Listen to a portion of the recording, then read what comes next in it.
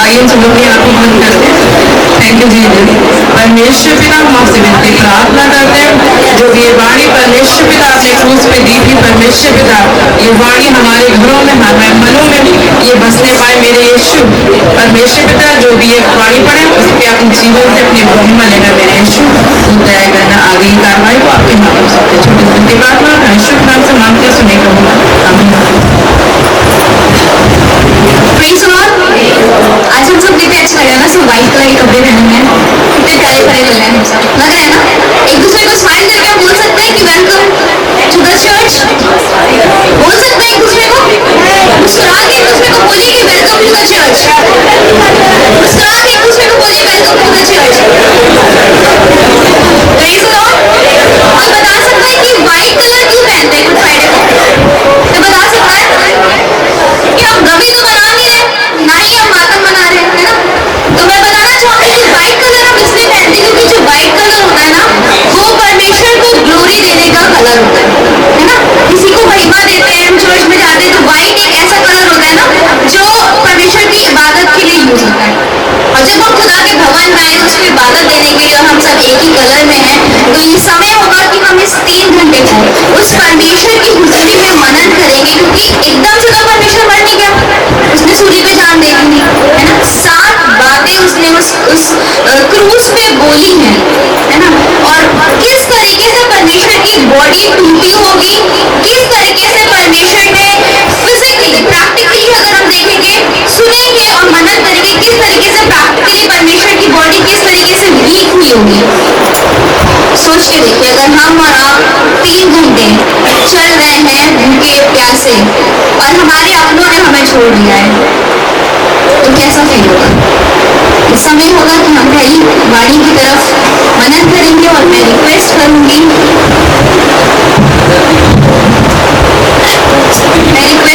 माही से जो हमें बाइबल रीडिंग की तरफ लेके चलेगी।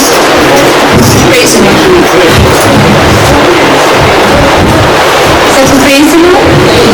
हम बाइबल से पढ़ेंगे परमेश्वर के मुख से निकली हुई पहली बात।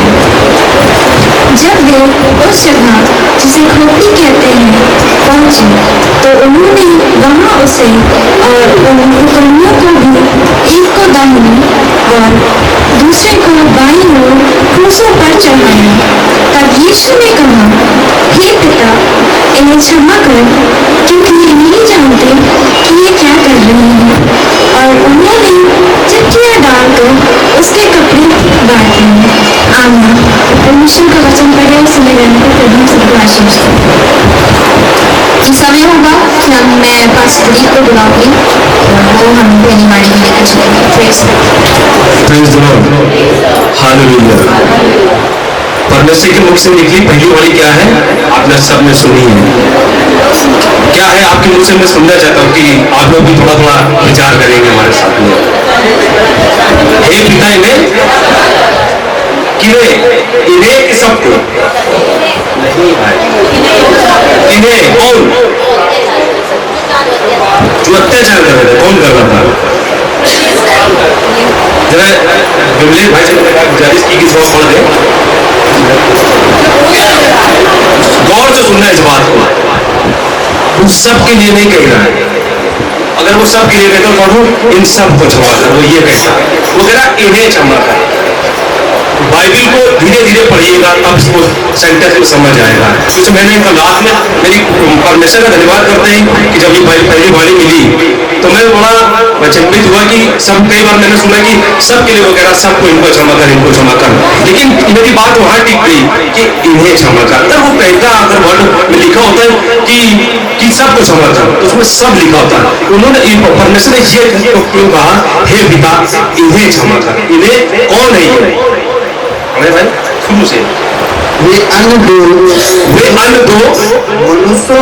मनुष्यों को और सुनना इस वाली बात में, जो कुकर्मी थे इसके साथ घात करने को ले चले। उसके साथ, किसके साथ, यीशु मसीह के साथ उसको दो जो कुकर्मी थे उसको क्या करने ले चले, घात करने ले चले। आगे पढ़े।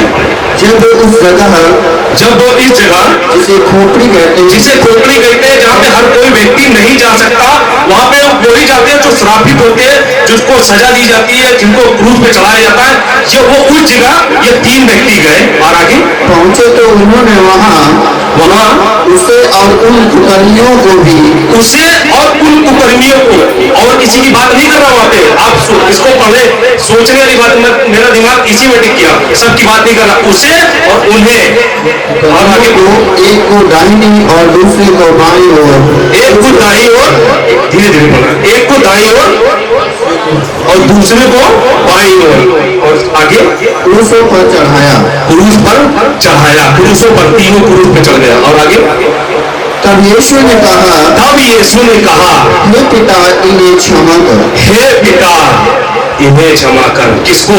जो दाएं और बाएं लटकाए गए थे क्रूस पे, वो सबकी बात नहीं कर रहा, किसी ये पापी थे, दोनों कुकर्मी थे, सारी चीजें बता रहे हैं, बाइबल बता रही, मैं नहीं बता रहा हूं, मैंने भी उनको नहीं देखा था, लेकिन बाइबल बताती है ये वो व्यक्ति थे जो डाकू थे, कुकर्मी थे, इन्होंने अपने जीवन काल में वो पाप किया था जो मनुष्य के अंदर आधे से ज्यादा होता है। कुकर्मी का मतलब होता है बहुत ज्यादा पाप किया था, इन्होंने चोरी भी की, बेविचार भी किया, और लड़ाई झगड़ा मारा, मर्डर भी किया, सब कुछ किया। तो ये कुकर्मी दोनों इन्हें कहता है, हे पिता इन्हें क्षमा कर। क्रूस एक वो जो क्रूस पे वो चढ़ाया जाता है जो श्रापित होता है, यीशु मसीह श्रापित नहीं था, यीशु मसीह श्रापित नहीं था, लेकिन उसको फिर भी क्रूस पे चढ़ाया गया। वो मालूम है क्या है? जब वो लोगों के बीच में था, लोगों के संसार में, जब तक वो परमेश्वर की क्रूस पे जब तक नहीं था, तब तक खुदा क्या करता रहा? सबको चंगा करता रहा, सबके लिए माफी मांगता रहा।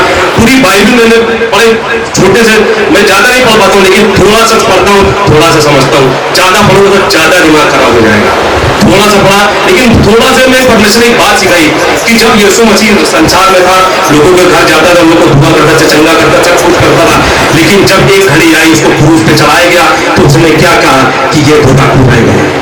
मैं सबको अंधों को आंखें दे चुका हूँ, लोगों को चला चुका हूँ, सबको उसको सूखे हाथ वालों को सबको उसने मुर्दों को भी जिलाया।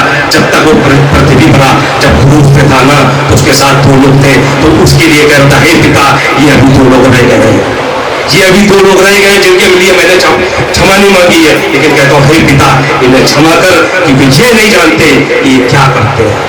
क्योंकि उस टाइम उनको नहीं मालूम था कि यीशु मसीह उद्धार करता परमेश्वर है। बाकी सबको पता चल चुका था, जो खुदा के साथ चल रहे थे, खुदा के साथ उठ रहे थे, बैठ रहे थे, इबादत कर रहे थे, सब कुछ कर रहे थे, खुदा ने सारी बातें उनको सिखाई। शायद उन्होंने क्षमा नहीं मानी होगी कि खुदा एक है, क्षमा करता है, जो पापों के लिए रिहा करता है, दुख तकलीफों को माफ करता है। लेकिन परमेश्वर ने उसे उन दोनों के लिए कहा, हे पिता इन्हें क्षमा कर जो मेरे दाएं और बाएं लटके हैं। लास्ट पर कोई मौत की जब घड़ी में होता है तो मालूम किसको याद करता है? संसार में जब होते हैं अस्पताल में, अरे माँ बाप को याद करते हैं, सबको याद करते हैं, लेकिन आसमान के खुदा ने अपने बारे में नहीं कहा कि उन दोनों को कहा कि लास्ट की घड़ी थी, वो समय था, उसको पता था कि मेरे प्राण जाने वाले, कुछ क्षण रह गए, लेकिन लास्ट सफर में भी उसने अपने बारे में नहीं सोचा, उसने कहा हे पिता इन्हें क्षमा कर, क्योंकि ये नहीं जानते कि क्या करते। उर्दू में बड़ा अच्छा शब्द लिखा इसका पढ़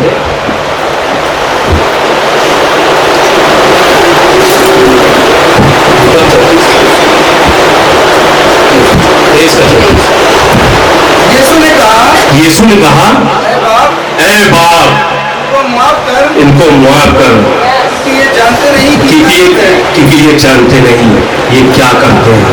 कुछ उन्हें पता नहीं था, वो उठा के उसके पीछे चल रहे थे, फिर भी नहीं जानते थे कि ये खुदा यीशु मसीह है जो अपने पापों की क्षमा देगा। लेकिन उसमें से मालूम है एक को क्षमा मिली है, एक को क्षमा मिली, 2 को नहीं मिली।